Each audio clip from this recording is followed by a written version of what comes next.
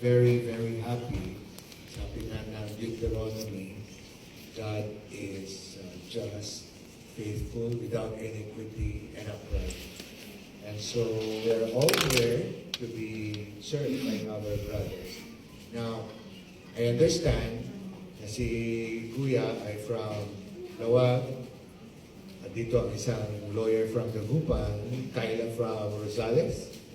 Dagupan din? Si Ma'am? Okay. In the event na kailangan nyo rin na free service, open lagi yung the office ko. No? Para sa Jesus Christ, the Latter-day Saints. Okay. At nandoon palagi ako. As a matter of fact, kada linggo, meron po akong Duralag Sedleg sa Bobo Radio. Kaya, nung tinawag ako ni Ate Rice, sabi ko, masama ang pakiramdam ko actually, no? May inubo ako ng konti.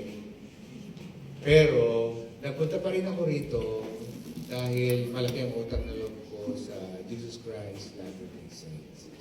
Now, patungkol doon sa problema po nung, tama po yung sinabi ni Ma'am, kung hindi nyo na nakikita, no? Pwede nyo filean yung declaration of presumptive death. At ang experience ko dyan, hahanapin ninyo yung lugar, yung barangay, at wala na doon, mga kapatid niya, hanapin nyo. No? Ipapapublish nyo sa Bombo, ipapapublish nyo sa newspaper. You have to prove na wala na talaga. At marami na rin akong nag-experience na gano'n dahil sa length of time. Now, merong pinapanukala ngayon na batas na kung saan pag mahaba na nga silang magkahiwalay ay pwede na merong para bagang they call it quasi-divorce. Parang divorce pero hindi divorce because you still have to prove na talagang hindi po pwede. So hopefully, ayos yun. Pero ang balakid, syempre, because alam nyo na.